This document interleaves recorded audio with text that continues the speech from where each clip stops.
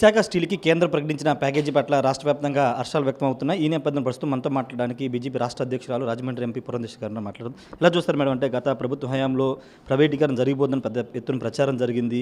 కూటమి ఎన్నికల్లో కూడా హామీ ఇచ్చింది విశాఖ ఉక్కును ఫ్యాక్టరీని కాపాడుతామని. ఇప్పుడు కేంద్రం అందించిన సాయాన్ని ఎలా చూస్తారు? మీరు ఒకసారి చూసినట్లయితే వెనుదిరిగి చూసుకున్నట్లయితే మొదటి నుండి కూడా విశాఖ వైజాగ్ స్టీల్ ప్లాంట్ ప్రైవేటీకరణ జరగదు అని చెప్పి భారతీయ జనతా పార్టీ పదే పదే చెప్తూ వస్తున్నటువంటి విషయం.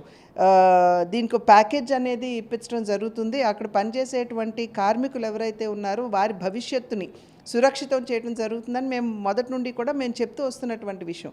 ఇవాళ ఆ విషయం ఏదైతే మేము పదే పదే చెప్పామో దాన్ని అక్షర సత్యం చేస్తూ ఇవాళ కేంద్ర ప్రభుత్వం 11,440 కోట్ల రూపాయల ఫైనాన్షియల్ ప్యాకేజ్ ఇవాళ వైజాగ్ స్టీల్ ప్లాంట్కి ఇవ్వడం జరిగింది.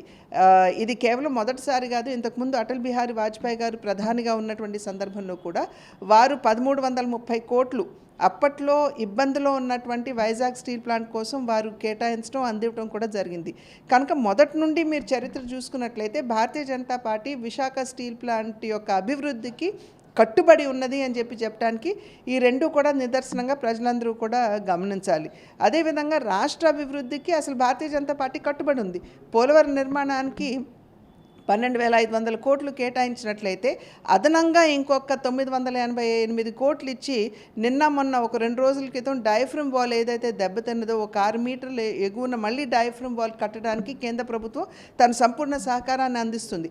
అదేవిధంగా అమరావతి నిర్మాణానికి కూడా గత 5 సంవత్సరాల కాలంగా అసలు నిర్వీర్యంగా ఒక పాడుబడినటువంటి ప్రదేశంగా ఇవాళ అమరావతి కనపడుతూ ఉంటే అమరావతి నిర్మాణం కోసం అని చెప్పి కేంద్ర ప్రభుత్వం వరల్డ్ బ్యాంక్ మాధ్యమంగా 15,000 కోట్ల రూపాయలు అందించడం మాత్రమే కాకుండా హడ్కో మాధ్యమంగా కూడా 11,000 కోట్ల రూపాయలని ఇవాళ అమరావతి నిర్మాణానికి అందివ్వడం జరిగింది.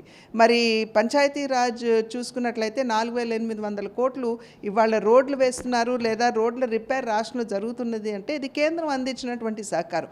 కనుక అన్ని విధాలా కూడా ఇది ఇప్పుడే కాదు, గత 10 సంవత్సరాలు మీరు చూసుకున్నా కూడా ఆంధ్ర రాష్ట్ర అభివృద్ధికి భారతీయ జనతా పార్టీ ఎప్పటికప్పుడు తన సహకారాన్ని అందిస్తూ తన నిబద్ధతను చాటుకుంటూనే వస్తుందనేటువంటి విషయం మీరు ఇక్కడ గమనించాలి. అంటే వామపక్ష పార్టీలు కాంగ్రెస్ పార్టీ ఒక వాదన తీసుకొస్తున్నాయి.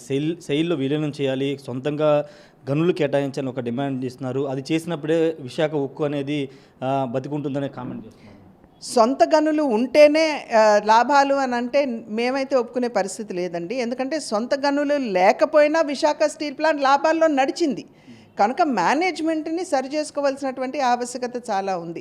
అదేవిధంగా అశ్విని వైష్ణవ్ గారు చెప్పారు, మేము ఎన్ఎండిసితో మాట్లాడుతూ గనులకు సంబంధించినటువంటి అనుసంధానం ఎలా చేయాలనేటువంటి విషయాన్ని మాట్లాడుతున్నామని అన్నారు. అసలు ప్రజలు గమనించాలి, ప్రజలకు ఎంతవరకు తెలుసో నాకు తెలియదు కానీ ఒరిస్సాలో 2 మైన్లు విశాఖ స్టీల్ ప్లాంట్కు ఉన్నాయి. కానీ ఇప్పటి వరకు కూడా అక్కడ అసలు మైనింగ్ అనేది జరగలేదు.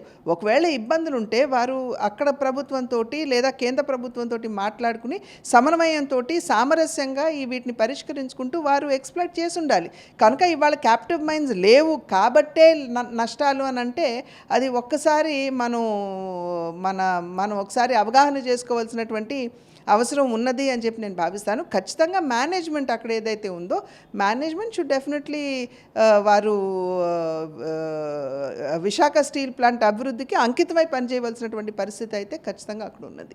పార్టీ బలోపేతానికి సంబంధించి మన అమిత్ షా గారితో మీరు అందరూ భేటీ అయ్యారు. ఏం చేయబోదు అంటే కేంద్రం ఇస్తున్న సాయం విషయంలో అంటే 2014-19లో అప్పుడు కూడా కేంద్రం సాయం చేసింది. ఇప్పుడు కొంత చెప్పుకోలేకపోతున్నాము, ఇంకా ప్రజల్లోకి తీసుకువెళ్లాల్సిన అవసరం ఉంది, ఒక చర్చ జరిగినట్టు తెలిసింది. ఏం చెప్పి లేదు, అట్లా ఏం జరగలేదండి. ఇప్పుడు మేము సంస్థాగతపరమైనటువంటి ఎన్నికల దశలో ఇవాళ పార్టీ ఇక్కడ ఆంధ్ర రాష్ట్రంలో ఉంది. ఆంధ్ర రాష్ట్రంలో కాదు, యావత్ భారతదేశంలో ఉంది.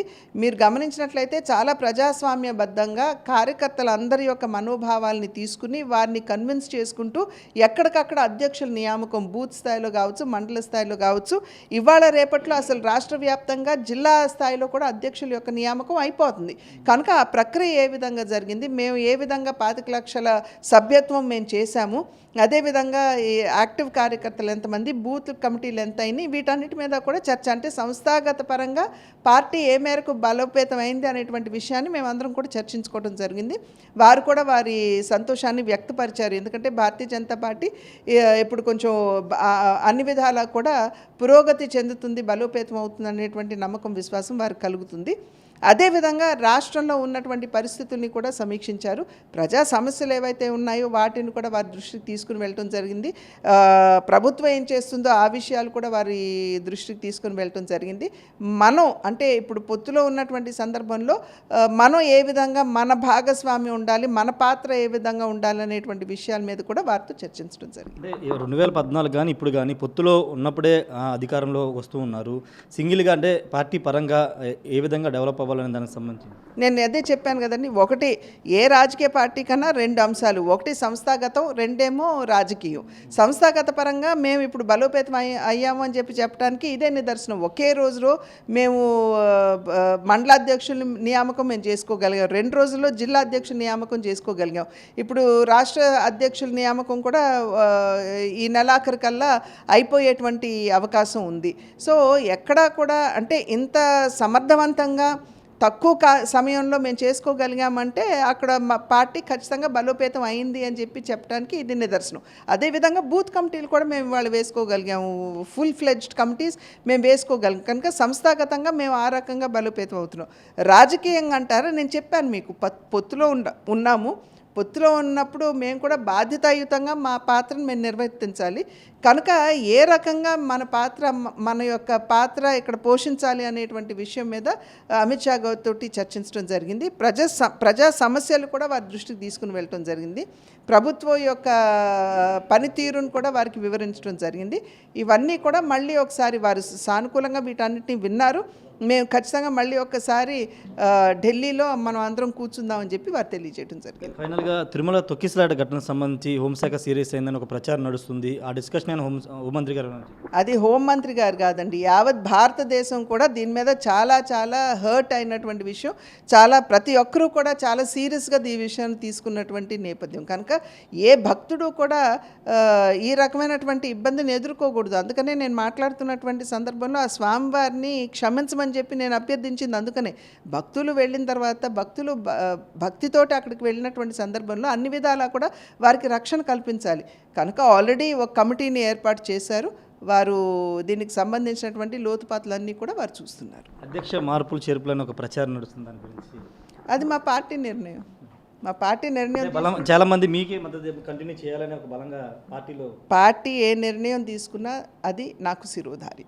Thank you madam. ఏదైనప్పటికీ పార్టీ ఏ నిర్ణయం తీసుకున్నా శిరోధారమని పురంధేశ్వరి చెప్తున్నారు. పార్టీ బలోపేతానికి పార్టీ గ్రౌండ్ లెవెల్ ఏ విధంగా డెవలప్ అవ్వాలని దానికి సంబంధించిన అంశంతో అమిత్ షా మాట్లాడారని చెప్తున్నారు. అంతేకాదు పార్టీ పరంగా అదేవిధంగా రాజకీయంగా ఏ విధంగా ముందుకు వెళ్ళే అంశాలన్నీ కూడా అమిత్ షా చర్చించినట్టు తెలుస్తుంది. విశాఖ స్టీల్ ప్లాంట్కి ఖచ్చితంగా ఇది ఒక పునరుత్తేజం అని చెప్తున్నారు. భవిష్యత్తులో విశాఖ స్టీల్కి ఏం చేయాలన్నీ కూడా కేంద్రం చేస్తుందని పురంధేశ్వరి చెప్తున్నారు. కెమెరా పర్సన్ శ్రీనివాస్తో రాజేష్ ఆర్టీ, విజయవాడ నుండి. మరిన్ని వీడియోస్ కోసం ఛానల్ ని సబ్స్క్రైబ్ చేయండి. లేటెస్ట్ అప్డేట్స్ కోసం వాట్సాప్ ఛానల్ ని ఫాలో అవ్వండి. ఆ లింక్ డిస్క్రిప్షన్ లో ఉంది.